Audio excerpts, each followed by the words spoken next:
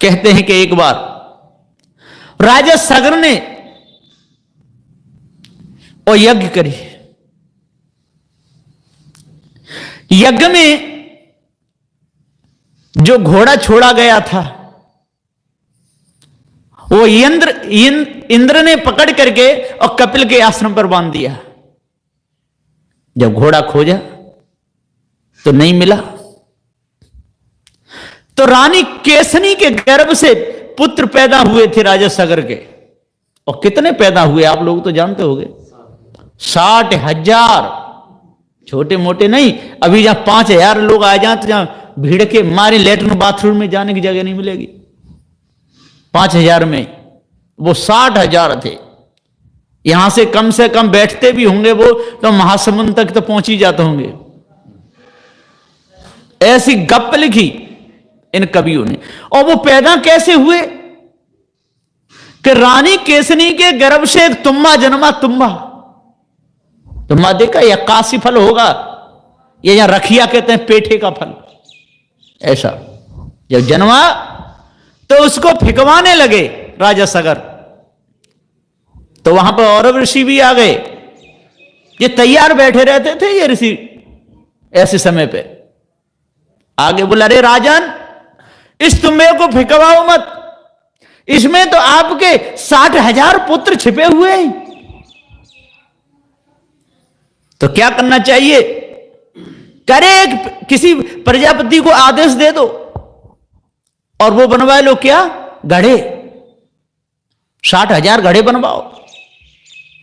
अब वो तो बेचारा 60,000 बनाते बनाते पागल ही हो गया होगा। जो 2-4 गांव की जो पंगत होती है, बनाते बनाते परेशान हो जाते। तो 60,000 घड़े बनाए होंगे, थोड़े बहुत नहीं। और बना करके वो रखे गए एक लेन में, बिल्कुल टेढ़े मेढ़े नहीं, ना इधर ना इधर। ये कभी ये कल्पना ग्रंथों में कितना कागज बर्बाद किया है, स्याही बर्बाद की है। एक लेने में रखे गए। यदि चौगरती से रखे जाते तो थोड़े भी जगह में आ जाए। और 60,000 घड़े और एक लेन में रखे जाए, कहां तक पहुंचेंगे? यहां से कम मध्य प्रदेश तक तो श्री कवि नीड़ा मंदिर तक तो पहुंच ही जाएंगे, इतने लंबे। और बीच में नदी फदी कुछ नहीं थी।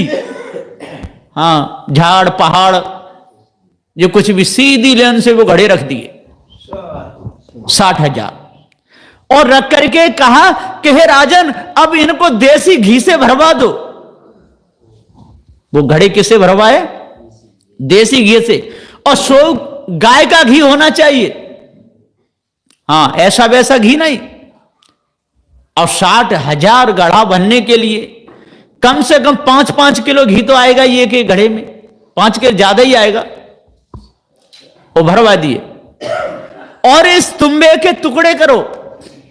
कितने? 60,000। अब 60,000 टुकड़े हुए होंगे उस तुम्बे के, तो तुम्बा भी कितना बड़ा होगा? है? कम से कम 2-4 रेलगाड़ी लगी उन पर रखा, भारी तो होगा ही। और केसनी का गर्भ भी कितना बड़ा होगा, तब वो तुम्बा जन्मा। और फिर उसके छोटे छोटे टुकड़े किए और एक एक घड़े में और एक एक टुकड़ा डाल दिया गया और ऊपर से मुंह बांध के रख दिया गया। अवधि पूर्ण होने पर उन गढ़ाओं में से एक एक गढ़ा से एक एक पुत्र की प्राप्ति हुई। बोलिए सच्चिदानंद भगवान की। अब ये ऐसी ऐसी बातें अब खूब बोलते रहते हैं ऊंचे सिंहासनों पर बैठ करके। तो सदगुरुदेव जी पुकार के समझाते हुए कहते हैं कि सांच बराबर तप नहीं है। सदगुरुदेव, सत्य के समान कोई तप नहीं है। ये तो सारी झूठी बातें हैं और इन बातों में सारा संसार और मौज ले रहा है। झूठ बराबर पाप। सदगुरुदेव जी पुकार के समझाते हुए कहते हैं, यदि आज के ऋषि मुनि विचार करें, आजकल तो विचारमान लोग हैं, आजकल पहले वाले भौदू नहीं है।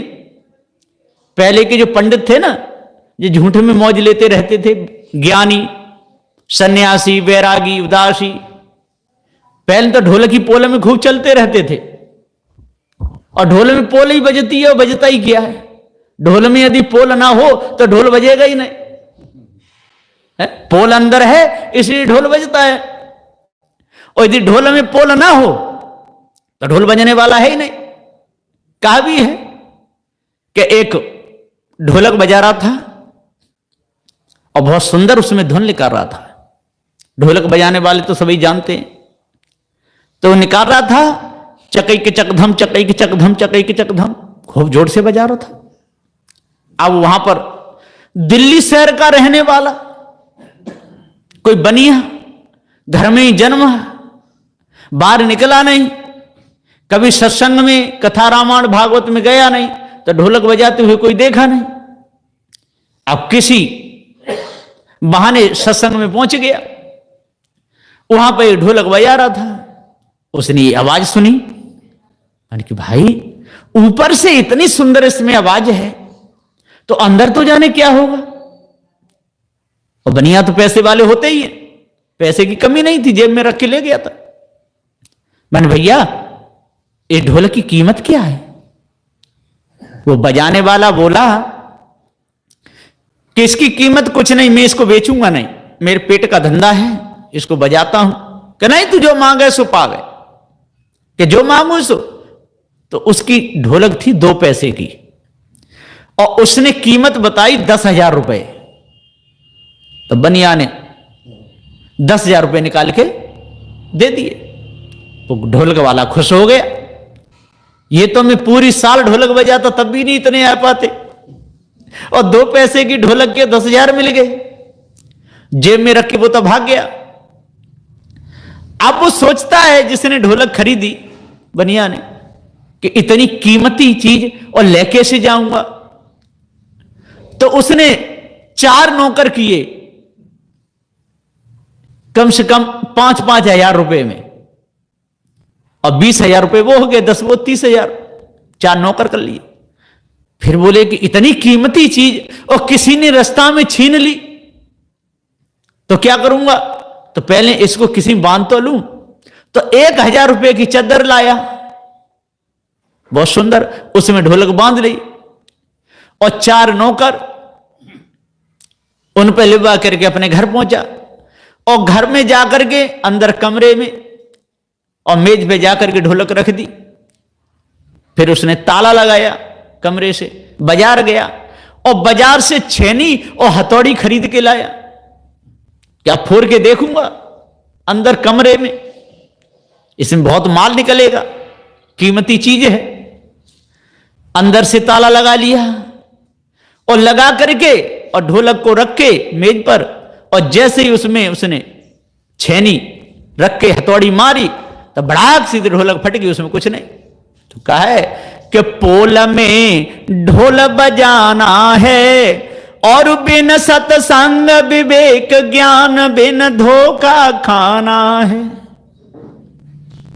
वो ढोलक कायम बज रही वो पोल में, और जब पूरा फूट गया वहां पोल, वहां कुछ नहीं, माथे से हाथ मार करके बहुत परेशान हुआ। 30, 31, 32 हजार रुपए खर्च हो गए, लेकिन मिला कुछ नहीं। तो सदगुरुदेव जी पुकार कहते हैं इसी प्रकार से इस सारे संसार में ये पोल में ढोल बज रहा है, चाहे वो ये सब परमात्मा का नाम हो, देवी देवता का नाम हो, जितने भी नाम लेकर के लोग शंख भी बजा रहे हैं, मुख में दे करके बड़ा पवित्र मानते हैं उस शंख को। और शंख है क्या चीज? वो एक कीड़ा है, जलाशय में रहने वाला। मैं स्वयं देख के आए, साउथ की तरफ गए थे, तो जालों में शंखों को समुद्र से खींच रहे थे लोग, और खींच करके वहां पर भट्टी बनी हुई थी, और बड़े बड़े भगोने चढ़े, और उसमें डाल दे, उबल उबल करके उनका मांस निकल जाता था।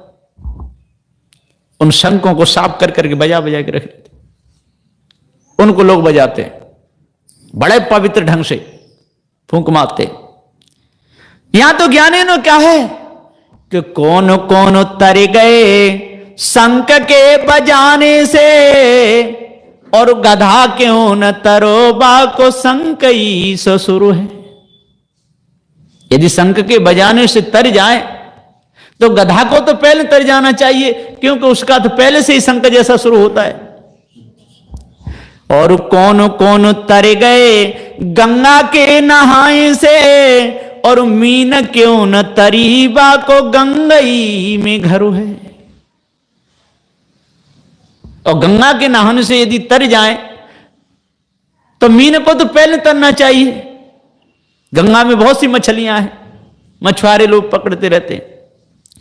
कौन कौन तर गए जटा के रखाने से, और मोर क्यों न तरो जाको हाथ हाथ बर को परो है। और मोर के पर तो कितने बड़े बड़े होते हैं, मोर को तरना चाहिए। तो सदगुरु श्री कबीर साहब जी पुकार के समझाते हुए कहते हैं कि भैया शंख के बजाने से, माला के हिलाने से, डमरू के बजाने से, जटा के रखाने से, गंगा के नहाने से न कोई तरा है और न तरेगा। ये सारी झूठी बातें हैं, इनमें लोग मौज लेते रहते हैं। ये सब सपने की बीमारी है। सदगुरुदेव ने कहा है, सपने सोया मानवा खोले जो देखे नैन, जीव परा बहुलूट में नाक छुले नन देन। सपने सोया मानवा, सारा संसार सपने में सो रहा है। मैं ये करूंगा वो करूंगा। रावण जैसा वीर, महाबल वीर, अहंकार में पूरा। रावण बहुत बड़ा बलवी था,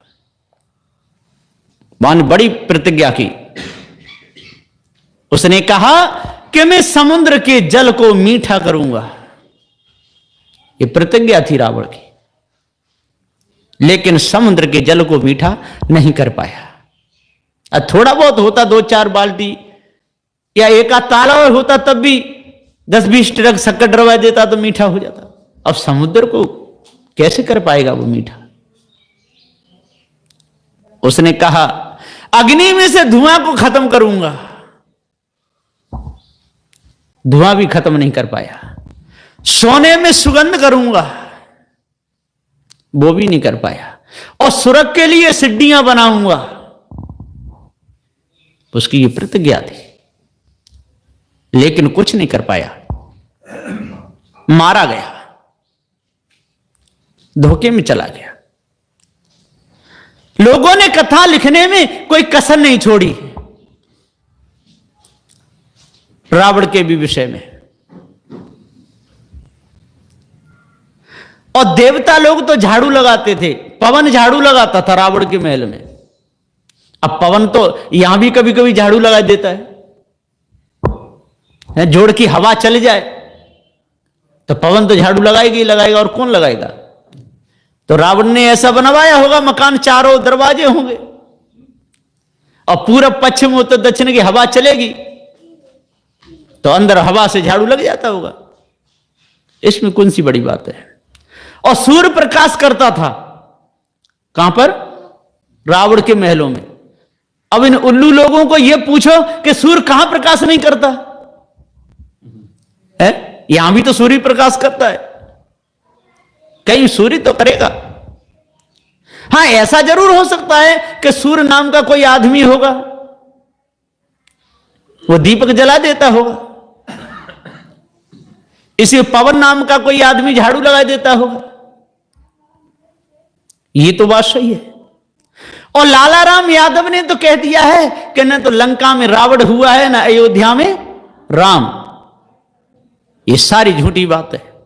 और वो मुकदमा में जीत भी गया, पर लोगों ने कहा कि आप जीत तो गए, ये तो बात ठीक है, पर हमारे ग्रंथ जो पहले से चले आ रहे हैं वो ही चलेंगे, और आपकी जो पुस्तकें हैं वो समाज में अपने घर से बेचो, कुछ भी करो, पर समाज में नहीं बिकेगी, जीतने पर भी। तो सदगुरुदेव जी पुकार के समझाते हुए कहते हैं कि ये सब क्या है, ये सब ढोल में पोल। तो सपने सोया मानवा, खोल जो देखे नैन, जीव परा बहुलूट में ना कछु लेन देन। कहते हैं एक भिखारी था, वो भिखारी हारा थका सफर का मारा बेचारा अपनी टूटी झोंपड़ी पर आया। टूटी खाट थी और उस पर लेट गया। भिखारी लेटा, उसको नींद आ गई। लग गई आंखी कंगाल की, धन सपने में पाया है।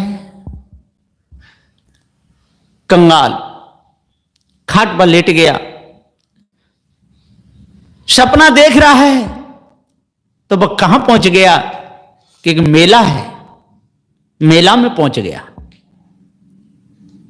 मेला में बाजीगर और डमरू बजा रहा है और कह रहा है कि भाई तमाशा देख लो, तमाशा देख लो, 2 रुपए टिकट, 2 रुपए टिकट। अब वो भिखारी सपना देख रहा है, वो ही पहुंच गया मेला में। बोला भैया तमाशा तो हम देख लेते, लेकिन हमारे पास में 2 रुपए नहीं है, कि पहले तमाशा देख लो और जब आपके पास में हो जाए 2 रुपए तब दे देना। ये बात ठीक है। वो अंदर घुस गया, अंदर धस करके देखता है तो मोहर, असरपी, हीरा, मोती, लेसुनिया, गोमेद ढेर लगे हुए हैं।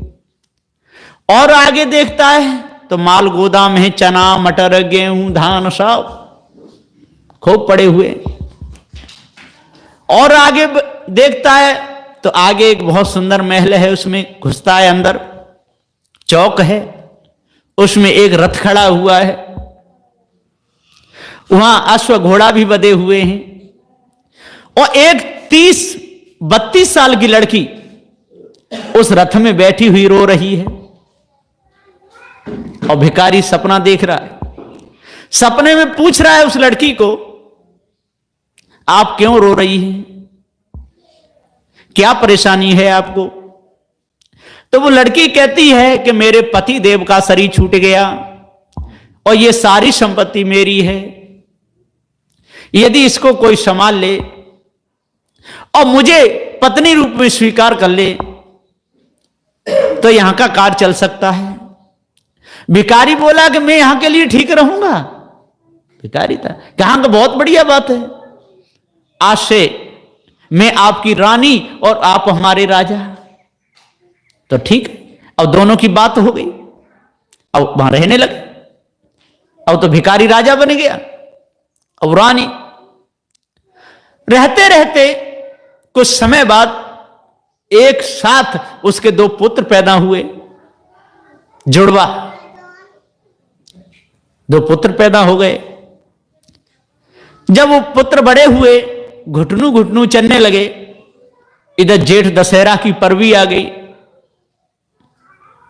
गंगा स्नान के लिए। वो रानी बोली उससे, राजा से, अब तो भिखारी राजा हो गया, सपना देख रहा है, सपने में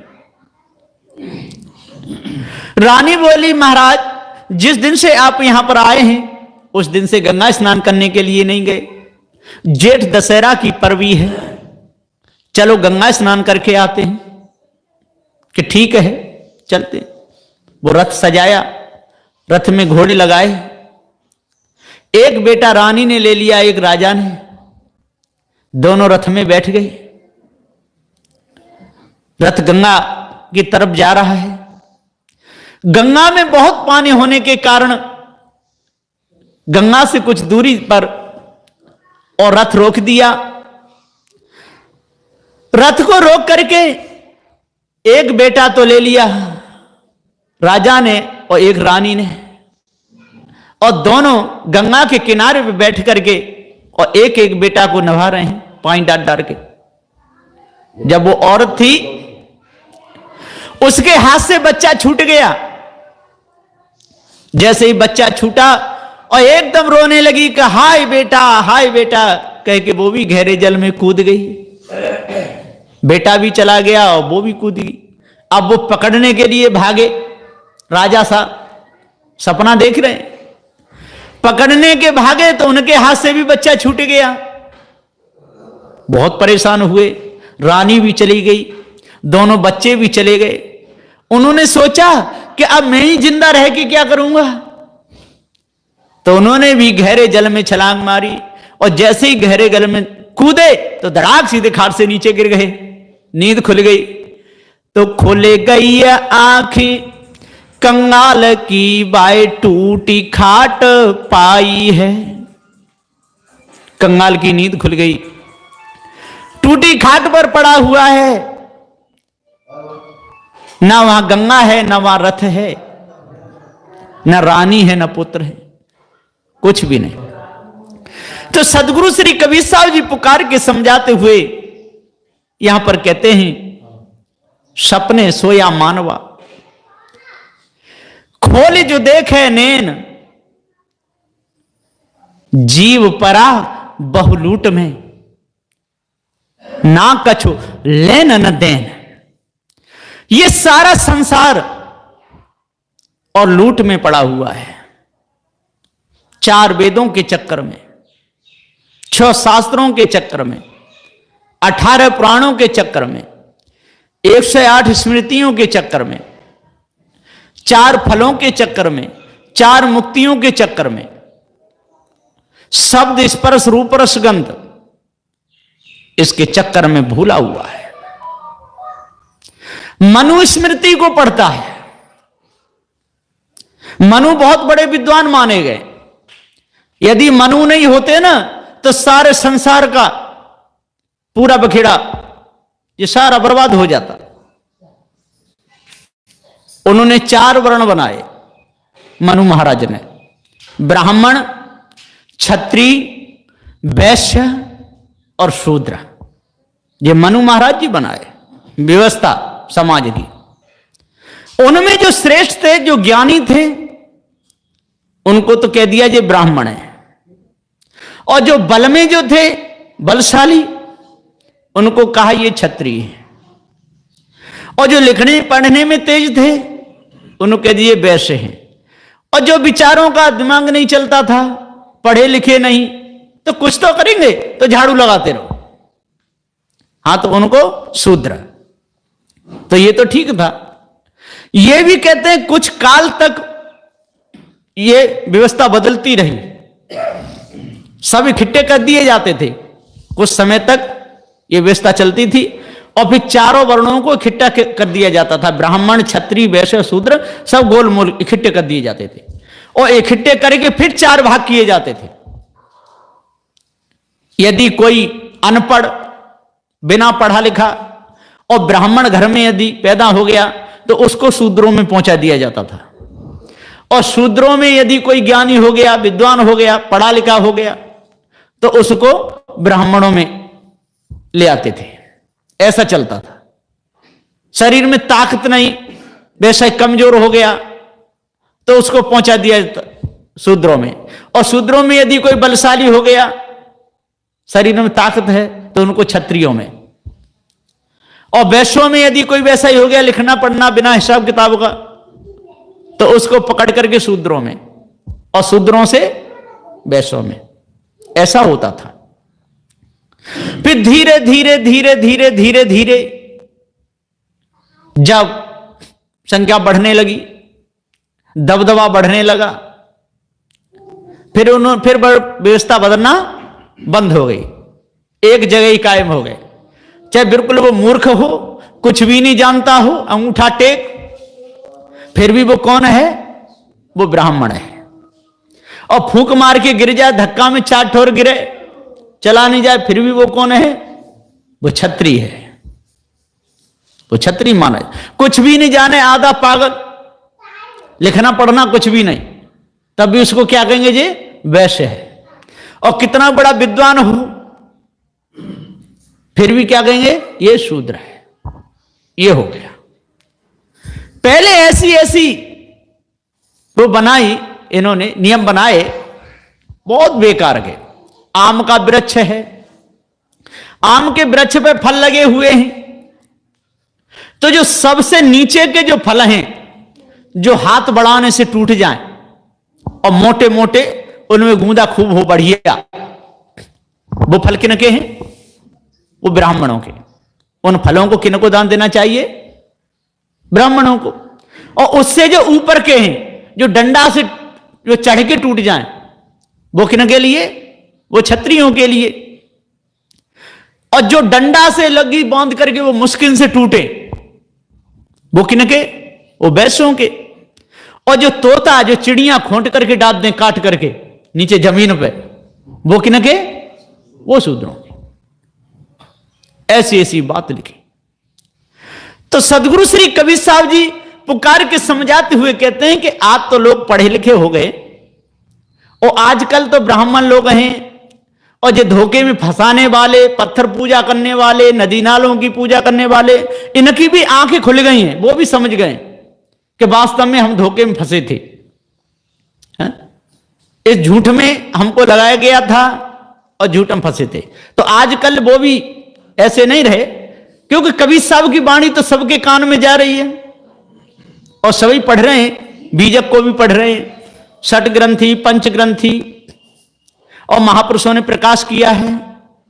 और काशी, मथुरा, हरिद्वार, नंदगांव, बरसाने, गोकुल, महावन खूब घूम रहे हैं, और चौड़े में मंच लगा करके प्रवचन भी हो रहे हैं, और खूब आजकल नहीं रहे, पहले वाले नहीं है।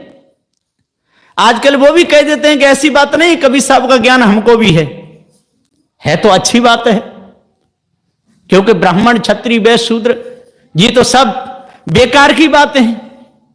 मनुष्य सत्य है। ब्राह्मण, क्षत्रिय, वैश्य, शूद्र, ये चारों वर्ण की जो मानता है, ये मिथ्या धोखा है। सत्य क्या है? मनुष्य। और मनुष्य का इन द्वारा जन्म हुआ है, लेकिन इन लोगों ने अपने ही हाथ से अपने ही पैर में कुल्हाड़ी मारी, निज हाथ कुल्हाड़ी मारी। दुनिया में भाइयों बहुत बड़ी बीमारी है। अपने ही मुख से कहे बैठे कि ब्राह्मण का जन्म कहां से हुआ है? मुख से। और मुख कोई यौन द्वार है क्या? वहां से कोई जन्म होगा? ये सब बेकार की बात है? और क्षत्रिय का जन्म हुआ है भुजा से। अब कैसी बातें लिख लिख करके इन लोगों ने और धुंध मचाया है। जो क्षत्रिय का जन्म भुजा से हुआ है, और वैश्य का जन्म नाभि से हुआ है, और शूद्रों का जन्म पैरों से हुआ है, पैर में, है ना। जब शूद्र की माता गर्भवती होती है ना, तो पैर से बच्चा जन्मता है। कैसी बात है? और वैश्य नाभि से, क्षत्रिय भुजा से,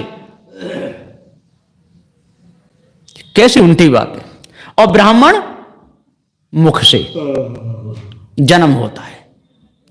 और ये किन से? माताओं से जन्म नहीं हुआ था पहले, ये किन से हुआ? ब्रह्मा से।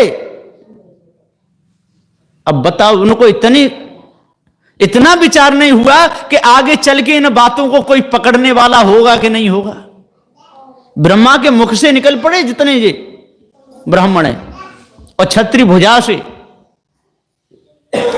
वैश्य नाभि से, और शूद्र पैरों से। ऐसी बात लिखी। और पहले मंत्रों से बच्चे पैदा हो जाते थे। बड़ा गजब की बात। संकल्प, आंख मीचो और संकल्प करो, मंत्र बोलो और बच्चा तैयार। ऐसी ऐसी बातें इन लोगों ने लिखी, ये हंसी उड़ाए। फूलों से, गाय से, सुअर से। सुअर बना दिया किनको? विष्णु भगवान को। हिरणाक्ष पृथ्वी को चुरा ले गया, और विष्णु भगवान फिर उसको निकालने के लिए गए, छिनाने के लिए, और वो काय में जाके गाड़ दी पृथ्वी, मल के कोट में। अब मल कहां भरा था? मनुष्य तो थे ही नहीं, पशु भी, पक्षी भी, कुछ भी नहीं थे, सारा संसार ही नहीं था। तब पृथ्वी बनाई ब्रह्मा जी ने, और हिराज कहां से आ गया? उसके माता पिता तो होंगे तब तो आया होगा, और पहले कुछ था ही भी नहीं। और पृथ्वी ले जाकर मल के कोट में घुस दी, है ना। अब विचार किया कौन निकाल के लावे? तो अब मल से घृणा किसको नहीं होती? सुअर को। और सुअर तो था नहीं, पर जन कहां से बना लिया। और विष्णु भगवान भी बहुत विद्वान थे, वो सोचे होंगे कि यदि जितने और लोग हैं उनको मैं सुअर बनाऊंगा तो पक्षपात कहलाएगा, ताकि मैं ही सुअर बन जाता हूं। तो विष्णु भगवान सुअर बन गए और सुअर बनकर के पृथ्वी को निकालने के लिए गए। तो निकालते निकालते निकालते निकालते वहां तो लिखा है कि कई युग बीत गए। अब पृथ्वी बड़ी बनाई ना ब्रह्मा ने, छोटी मोटी तो बनाई नहीं थी। और बनाते बनाते बनाते बनाते विष्णु भगवान और पृथ्वी का जियांदा एक बच्चा भी हो गया। पृथ्वी को निकालते निकालते पृथ्वी का जियांदा, है ना, पृथ्वी को निकालते निकालते बच्चा पैदा हो गया। उसका नाम रख दिया मंगल। पृथ्वी के द्वारा जो बच्चा पैदा हुआ है ना विष्णु भगवान के द्वारा, उसका नाम क्या रख दिया? मंगल नाम रख दिया। और तब वो पृथ्वी को अब विष्णु भगवान निकाल के लाए। अब इतना विचार ने किया कि जब उसने पृथ्वी चुराई हिराज ने और चटाई बना ली, और काय पर रख के ले गया होगा? कंधे पर या सिर पर रख के तो ले गया ही हो गया। फिर चल के काय पे गया है? जब पृथ्वी उसने चुराई तो उठाया कैसे? उठा करके फिर सिर पे रखा, तो नीचे पैरों को जमाने के लिए सहारा तो होना चाहिए ना। तो उसने काय पे अपना वजन तोला और तब वो पृथ्वी उठाई करके सिर पे रखी। अब उसको ले जा करके मल के कोट में घुस दिया, और विष्णु ने सुअर बन के उसको निकाला। और खूब गाते हैं उनके अनुयायी लोग, खूब बढ़िया तरह गाते हैं। प्रभु जब सुअर बने जाई, और फिर सुअर नहीं कहते, फिर बदले एक जगह क्या है? सुकर रूप धरा प्रभु जी ने लीनी मही निकाली हो, है ना। और फिर बाद में नाम बदल दिया कि सुअर कहेंगे तो अपमान होगा, तो फिर क्या कि 12 रूप धरा भगवान ने और पृथ्वी लई निकारी हो, मार दिया हिरणांश जा करके तब पृथ्वी विस्तारी हो। तब ला करके किनको सौंपी मालूम है? ब्रह्मा जी को। ब्रह्मा जी रोने लगे थे, बहुत जोर से रोए जब पृथ्वी को चुरा ले गया था तब। हाँ, ब्रह्मा बैठे थे कमल के फूल पर,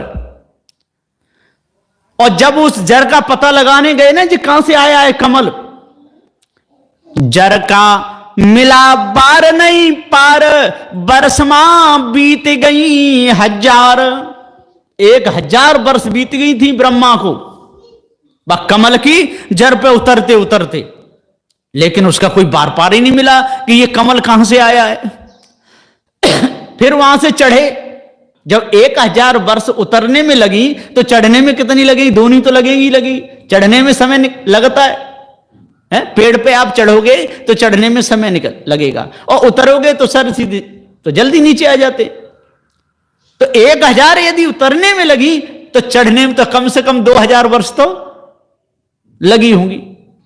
फिर कमल के फूल पे आ गए।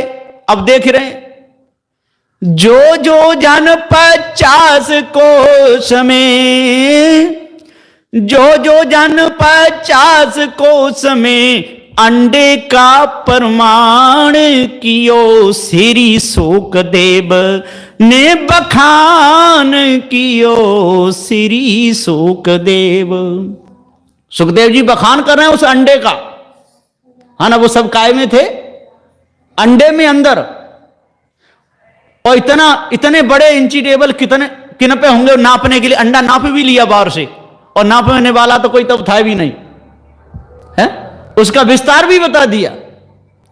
ये कितना बड़ा धोखा दिया। अब ब्रह्मा जी बैठे हुए कमल के ऊपर और रो रहे हैं बहुत जोर से कि अब क्या करना। उन्हें पता ही नहीं मैं कौन हूं, चारों ओर जल है। तब उनके रुदन को सुन करके और तब विष्णु भगवान आए और उनको कथा सुना रहे हैं और कह रहे हैं आप चिंता मत करो, ये जो कमल आया है मेरी नाभि से आया है, मैं नीचे सो रहा था, अब कैसी गप लिखी है, इन गप्पों पे विश्वास कर लेते हैं लोग। और ये पता नहीं कि जब विष्णु सो रहे थे तो बिना पृथ्वी के काय पे सो रहे थे। और कमल का बीज, पृथ्वी जलवायु अग्नि चारों तत्व चाहिए तब तो वो उगेगा। जब उग करके आया तो पृथ्वी तो यों की तो सिद्ध हो गई, और उसके ऊपर विष्णु जी सो रहे थे उसमें कमल आया, और कमल आया तो वो क्या भरा था चारों ओर, क्या देख रहे थे ब्रह्मा जी? जल। तो जल तो पहले से सिद्ध हो गया। अब इनकी बात पूरी पकड़ में आ रही है। और खाली जगह थी तो आकाश भी सिद्ध हो गया। जब खाली जगह थी और प्रकाश हो रहा था तो बिना सूर्य के प्रकाश तो होता ही नहीं है, तो अग्नि भी सिद्ध हो गई। और जब हवा चलती थी तो वो कमल हिलता था तो ब्रह्मा जी रोते थे कि कमल डिगे अब हम न बचेंगे, छूटे प्राण हमारे कियो श्री शोक देव ने बखान कियो श्री शोक देव। जब कमल डिग भी रहा है तो बिना हवा के डिगेगा कैसे? तो वायु भी सिद्ध हो गई, आकाश भी सिद्ध हो गया, जल भी सिद्ध हो गया, अग्नि भी सिद्ध हो गई, वायु, चारों तत्व सिद्ध हो गए, पोल खंगोल आकाश भी, और जनैया जीव भी सिद्ध हो गया। अब ये पूरा पता चल गया कि इन्होंने जो भी लिखा है 4 वेद 6 7 18 पुराणों में, ये सारा का झूठ। इसलिए श्री कबीर साहब जी को मौका मिला सत्य का प्रचार करने के लिए। यदि इनकी ये ढोंग भरी बात नहीं होती तो आज बंदी छोर सदु श्री कबीर साहब का पारक सिद्धांत लोप हो जाता, रहता नहीं। इसलिए सदुदेव ने कह दिया कि वेद कितेब कहा किन झूठा। यहां पर क्या आ रहा है आगे? कौन आ रहा है? वेद कितेब कहा किन झूठा, झूठा जो न विचारे, सब घट एक एक के लेखे भय दूजा के मारे। वेद कितेब कहा किन, यहां पर रोक लगती है, आगे कौन आता है, हलंत लगता है, फिर आगे चलता है। तो वेद कितेब कहा किन झूठा, झूठा जो न विचारे, और जो इन झूठी बातों पर विचार नहीं करता और सहज में इन झूठी बातों पर विश्वास करके अपने अंदर उतार लेता है, तो वो महा झूठा, झूठा जो न विचारे। सब घट एक एक के लेखे। बंदी छोर सदगुरुदेव जी कहते हैं कि ये जीव जब जब मनुष्य जन्म में आता है और तब तब देखे सुने भोगे के संस्कार अंदर टिकते हैं, उसको कहते हैं लिखना। अंदर ये बहुत बड़ी फाइल है अंतःकरण, देखे सुने भोगे के संस्कार वहां टिकते हैं। तो सब घट एक एक के लेखे। ये अपने कर्मों को जैसा बना लेता है, जैसा लिख लेता है मनुष्य जन्म में, और तैसी खानी को चला जाता है। हाथी खानी में जाता है, घोड़ा, सूकर, कुकर, बिल्ली, बंदर, मशा, मखारी, इन सारी खानियों में कहां से जाता है? मनुष्य जन्म में कर्म बिगाड़ के तब जाता है। तो सब घट एक एक के लेखे, और भय दूजा की मारे, और भय में मारता है। अपने पुत्र को बचाने के लिए दूसरे पुत्र को मारता है। कौन? मनुष्य। अपने धन को बचाने के लिए और दूसरे धनी को मरवाता है। दूसरे की जमीन पर कब्जा करने के लिए, दूसरे के धन पर कब्जा करने के लिए, स्वयं आगे बढ़ने के लिए दूसरे की हानि पहुंचाता है। यहां से बना के जाता है। जब यहां से बनाकर के पशु पक्षी उसमें खानी में जब चला जाता है, तब वहां क्या होता है? बिल्ली बनता है। तो बिल्ली आपने देखी होगी, अपने बच्चे को बचाती है और चूहा को मारती है। और जितना नरम बिल्ली के बच्चे का शरीर होता है, उतना ही नरम चूहे का होता है। कोई अंतर नहीं। अपने बच्चे को जब मुख में बिल्ली दबाती है तो बहुत पोले वहां से दबाती है, और दबा करके और तब दूसरी जगह ले जाती है, और चूहा को पकड़ करके और पट सीध मार देती है। इसी प्रकार से एक ये कुतिया कुत्ते होते हैं। कुत्ता यदि दूसरे वहां में आ जाए मोहल्ला में, तो समझ लो उसकी आफत आ गई। ये कहां बनाए, कहां लेखनी की? मनुष्य जन्म में। इसी प्रकार से बिल्ली चूहा को मार देती है, और भी जो जंगली जानवर हैं आपस में लड़ते भिड़ते रहते हैं, एक दूसरे के पीछे पड़ जाते हैं। ये सारे संस्कार मनुष्य जन्म बनते हैं। तो सदगुरुदेव कहते हैं सपने सोया मानवा और खोल जो देखे नैन, और जीव परा बहुलूट में ना कुछ लेन न देन। ना कुछ साथ में आया है और ना कुछ जाता है। जैसे हम कर्म करते हैं तैसे संस्कार हमारे जाते हैं और उसके अनुसार दूसरी खानियों में जन्म होता है। तो आज वर्तमान में पारकी सदगुरुदेव मिले हुए हैं, पारकी संत बैठे हुए हैं, बड़े बड़े ज्ञानी बड़े बड़े विद्वान हैं, और भक्तों में भी आजकल ऐसे वैसे नहीं है, ऐसे वैसे के तो छक्के ही छूट जाए, ऐसे ऐसे भक्त हैं उनके सामने अच्छे अच्छे विद्वान भी बात ना कर पाए। जड़ चेतन का ज्ञान बहुत अच्छी तरह चल रहा है। सदु श्री पारकी सदगुरुदेव का जो सिद्धांत है उसमें विचार भी अच्छा चल रहा है। और काशी मथुरा हरिद्वार नंदगांव में बैठे हुए बड़े बड़े ज्ञानी, 12 योगी, 10 सन्यासी, 14 शेख बखान, 18 ब्राह्मण, 18 जंगम, 24 सेवड़ा प्रमाण, वो भी आजकल विचार कर रहे हैं, है ना। और वो भी सदु श्री कबीर साहब के सिद्धांत को अच्छा ही मानते, गलत नहीं मानते, और अपनी भूल भी स्वीकार करते हैं और करनी चाहिए। जो बहुत दिन हो गए इस भूल में, उन्हीं का इसमें उन्हीं का घाटा है। सदु कबीर साहब का तो कोई घाटा है नहीं। ब्राह्मण हैं, क्षत्रिय हैं, वैश्य शूद्र हैं, जे यदि अपनी अपनी अड़ पे रहेंगे तो उनका ही घाटा है, इसमें सदगुरुदेव का तो कोई घाटा है नहीं। तो वर्तमान में सब मेल होना चाहिए। भाई भाई में लड़ाई हो जाती है, संत गुरुजन जाते हैं, उनका एकता करवाते हैं, फिर उनमें एकता भी हो जाता है, एक दूसरे घर आने जाने लगते हैं, प्रेम से रहने लगते हैं। इसी प्रकार से बहुत दिन की ये फूट है कि ये ब्राह्मण, क्षत्रिय, वैश्य, शूद्र, अब इस फूट यदि आज सुधार हो जाए और सबका एकता हो जाए और सब सिद्धांत को समझने लगे, जड़ चेतन के भेद को जानने लगे, तो बहुत अच्छी बात होगी। इसलिए अष्टमास उदाहरण करें और 10 दोषों में विजय प्राप्त करें और पारकी संतों की शरण में लग करके अपनी शंकाओं का समाधान करें, तब पूर्ण शांति मिलेगी। इन्हीं वचनों के साथ में मैं अपनी वाणी को विराम देता हूं। बोलिए श्री सद्गुरुदेव की जय। साहेब बंदी साहेब।